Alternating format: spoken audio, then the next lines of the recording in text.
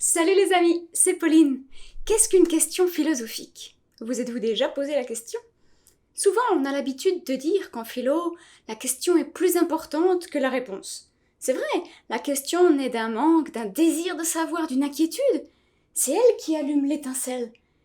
C'est donc primordial qu'elle reçoive toute la considération qu'elle doit, tandis que la réponse clôt le dialogue. La question, quant à elle, elle ouvre au dialogue, elle est pleine d'enjeux. Et quand il y a enjeu, il y a aussi matière à jouer. C'est qu'au fond, en philo, la réponse n'est jamais figée, ce n'est jamais définitif, ce n'est jamais un résultat qui ferme la pensée.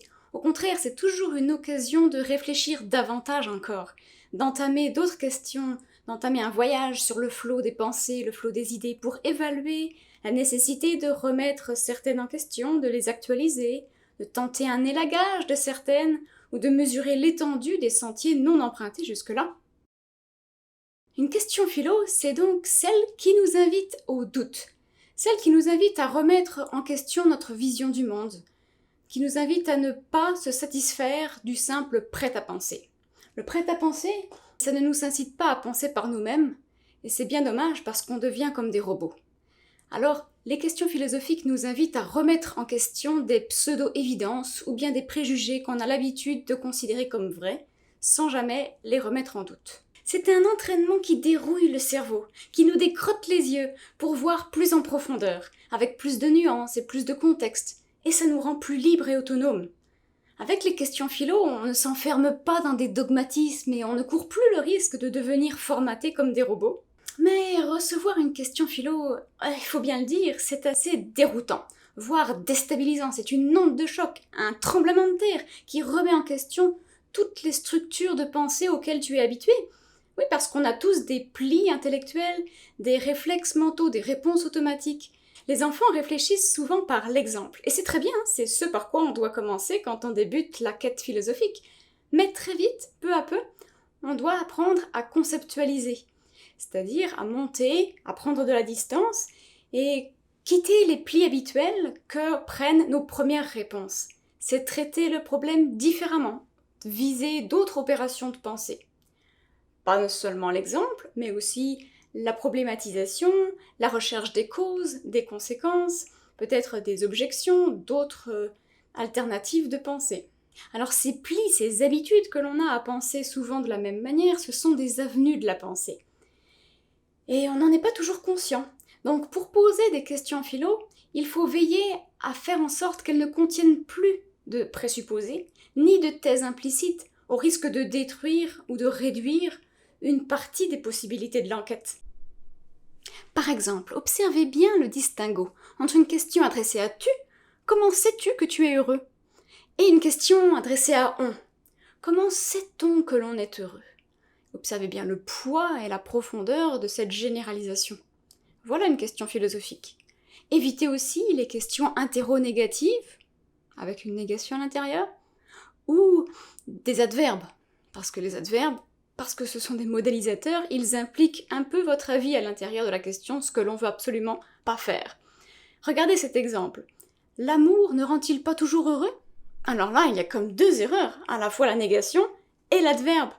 Votre question invite-t-elle déjà à donner une réponse, de préférence à une autre, ou est-elle neutre? Ici, elle n'est clairement pas neutre, il faudrait l'éviter. Savoir poser des questions pertinentes, c'est un art. Mais un art qui vous ouvrira bien des perspectives, si vous en avez le courage. Mais vous n'êtes pas du genre à avoir froid aux yeux, n'est-ce pas? Alors, si vous vous reconnaissez dans cette situation, si vous vous êtes déjà posé des questions, ces questions-là peut-être, alors aujourd'hui on va voir plusieurs stratégies pour les poser correctement et faire en sorte de vous ouvrir le plus de perspectives possibles plutôt que de refermer le dialogue. Et avant d'aller plus loin, si vous voulez déjà faire partie de notre communauté et obtenir un excellent jeu défi que j'appelle la perspicacité, le village des idées perspicaces, eh bien assurez-vous de vous rendre sur notre site internet, si vous n'y êtes pas déjà, et vous allez juste rentrer votre courriel, votre nom, et vous allez pouvoir obtenir ce jeu défi gratuitement. Alors allons-y sans plus tarder pour observer ensemble quelques outils que l'on peut mettre en place pour poser des questions profondes, larges, pour nous ouvrir l'esprit et nos perspectives.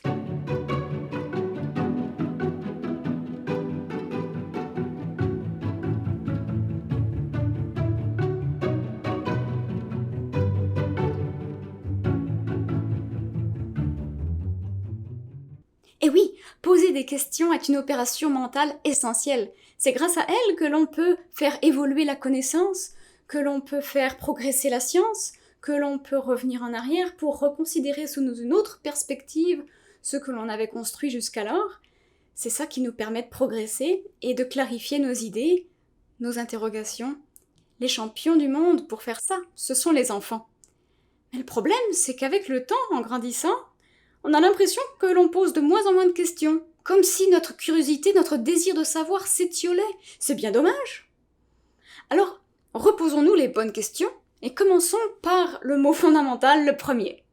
On pourra commencer nos questions de cette manière. Comment, est-ce que, qu'est-ce que, faut-il, quand, quelle différence, en quoi, est-ce que c'est bien, est-ce que c'est mal, si on a affaire à de la morale, qu'est-ce que ça implique, à quoi ça sert. Souvent, si je vous dis questions philosophiques, la première chose qui vous vient en tête, c'est souvent des questions existentielles. Qui suis-je? D'où viens-je? Où vais-je? Y a-t-il un sens à ma vie? Mais en fait, c'est beaucoup plus large que ça, Même des chercheurs de sciences humaines et sociales se sont progressivement appropriés les questions qui étaient dans le passé réservées ou considérées comme philosophiques. Le langage est-il spécifiquement humain? Peut-on parler d'intelligence animale? Les sens sont-ils trompeurs? Ou bien peut-on maîtriser ses passions? Ce sont toutes des questions d'ordre philosophique que posent d'autres matières dans le domaine des sciences ou de la psychologie ou des sciences sociales ou de l'économie. Alors, pour bien savoir ce qu'une question philosophique est, on va plutôt commencer par ce qu'elle n'est pas. Et on peut simplement se mettre d'accord sur le fait qu'on ne peut pas répondre simplement à une question philosophique par un apport de connaissances. Si je vous demande, tiens, à partir de quand Napoléon a-t-il pris le pouvoir? C'est une question historique, bien sûr. Et si je regarde mon porte-monnaie, et aussi les prix dans les magasins, et que je me dis, mais qu'est-ce que l'inflation? C'est une question d'ordre économique. Si maintenant je veux faire cuire mes œufs, et que je veux savoir à partir de quelle température ça va bouillir, eh bien je vais vous poser une question d'ordre moléculaire, ou bien une question basée sur des faits réels. Si maintenant je ne sais pas comment marche mon moteur à explosion dans la voiture, je vais vous poser une question technique. Et si je ne sais pas ce qu'est une peine à perpétuité, je vais vous poser une question juridique. Quand est-ce qu'on mange? Ça c'est une question d'ordre pratique, je sais pas. On va attendre encore la fin de la vidéo avant de manger. Le point commun entre toutes ces questions, c'est qu'elles n'ont qu'une seule réponse possible, incontestable. À l'inverse de la question suivante. Est-ce que l'homme est bon ou mauvais? Qu'est-ce que vous en pensez? Ça se discute. Alors pour bien saisir ce qu'est une question philosophique, on va observer la règle des 4 C. Centrale, commune, contestable et claire. Et oui, la question devra être centrale, puisqu'elle est fondamentale et qu'elle concerne notre existence. Elle devra être aussi commune, puisque tout le monde se la pose, se l'est posée ou se la posera, peu importe le temps et l'espace, indépendamment du contexte et de l'époque. C'est une question universelle. Troisième chose, elle devra être claire et concise, avec des mots explicites pour monter en généralisation et en abstraction. Puis surtout, la réponse pourra être contestable. Donc la question doit rester ouverte. Il n'y a pas une seule réponse définitive. Plusieurs réponses se prêtent à être même réinterrogées plus tard, remises en question. Parfois, les réponses sont susceptibles d'être multiples, et d'autres fois, on peut aboutir à une recherche sans aucune réponse. Et c'est correct. Mais, à cette règle des 4 C, j'ajouterai des détails. Il faudrait prendre le temps de la réflexion, individuelle ou collective, tant les réponses ne vont pas de soi. Donc, ce n'est pas une réponse spontanée et immédiate. Non, il faut prendre le temps de réfléchir à chaque détail, à chaque perspective. Aussi, cette question porte sur un problème de sens, qui concerne la condition humaine, ou bien la question de la connaissance. Qu'est-ce que je peux savoir? La question de l'éthique. Qu'est-ce que je dois faire moralement? Question politique. Comment est-ce qu'on peut s'organiser de manière juste en société? Question esthétique. Qu'est-ce qui rend une œuvre d'art belle ou pas? Et tiens, d'ailleurs, est-ce qu'une œuvre a nécessairement l'obligation d'être belle pour être considérée comme une œuvre d'art? Et puis, la question devra aussi poser un réel problème, une difficulté, par rapport à nous-mêmes ou par rapport aux autres, à l'État, à la nature. En fait, elle remet en question les valeurs qui donnent du sens à notre vie, la vérité, le bien, le juste, le beau. Eh oui, la question philosophique nous implique, c'est-à-dire que la réponse que je vais donner ou que je vais pas donner, en tout cas le chemin que j'ai fait pour y réfléchir, va probablement changer ma manière de voir la réalité, de voir le monde, de me comporter, d'agir, de vivre. Et la question philosophique est aussi totalisante, parce qu'elle est libre. Elle ne va pas pouvoir se laisser circonscrire aussi facilement qu'une question scientifique, technique ou politique.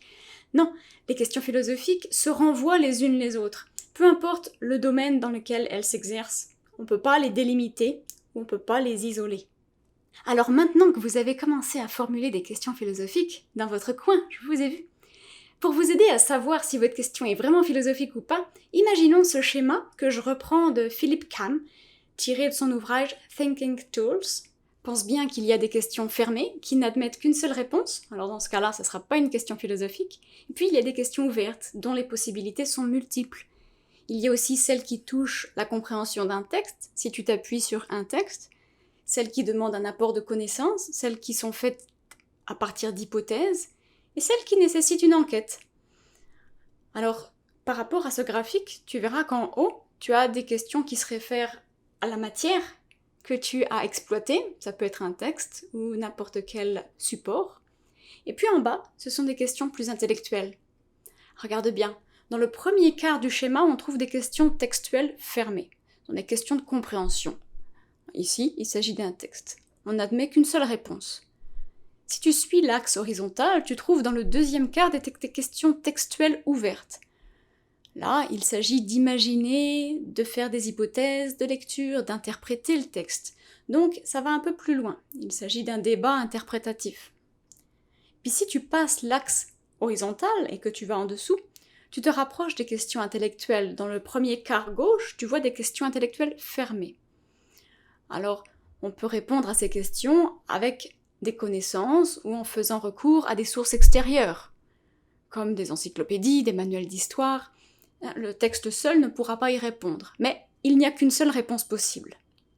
Et dans l'autre quart, celui qui est de l'autre côté à droite, il y a des questions intellectuelles ouvertes. C'est celles-ci qui s'apparentent le plus à des questions philosophiques. Elles sont propices aux hypothèses et à la délibération. Par exemple, on pourrait demander si la société a besoin de morale ou si l'égalité homme-femme est naturelle. Elles nécessitent un examen attentif et critique. Ce sont des questions problèmes où plusieurs réponses sont permises. Ça y est, tes questions philosophiques sont prêtes ? Moi je suis sûre qu'elles vont cartonner dans les ateliers des philonautes. Et n'oublie pas, si tu veux être plus réactif et manier tes idées avec tact et dextérité, et surtout si tu ne veux pas être attrapé dans les filets des espions sophistes comme un vulgaire pigeon, et si tu ne veux pas tomber dans les pièges de ton propre taquin de cerveau, ne manque pas l'exploration des prochaines vidéos de cette playlist. Et si toi aussi tu veux devenir un apprenti philonote et tenter l'aventure de détective au pays des belles idées, alors assure-toi de te rendre sur notre site internet où tu vas pouvoir télécharger gratuitement notre jeu défi de la cité perspicace, la perspicacité, pour te mettre à l'épreuve dès maintenant. Et si tu sais déjà que c'est pour toi, et que tu veux faire partie de l'équipe des philonautes, alors simplement demande à un adulte auprès de toi de cliquer sous la vidéo sur le bouton qui s'intitule « Joindre les philonautes ». Ça va vous amener à un formulaire d'inscription, tout simplement, vous remplissez nom, prénom, carte de crédit, tout est sécure, et une fois que ça c'est fait, vous cliquez sur « Achat ». Et moi, je vous retrouve de l'autre côté pour vous expliquer exactement la suite de l'aventure. Et en passant, si tu as aimé cette vidéo, mais surtout si tu connais un ami avec qui tu aimerais naviguer dans l'univers des idées, alors sens-toi à l'aise de partager cette vidéo que tu viens d'écouter avec cette personne-là. Elle sera sans doute honorée que tu lui proposes de devenir détective philonaute à tes côtés. C'était Pauline ici, bye tout le monde!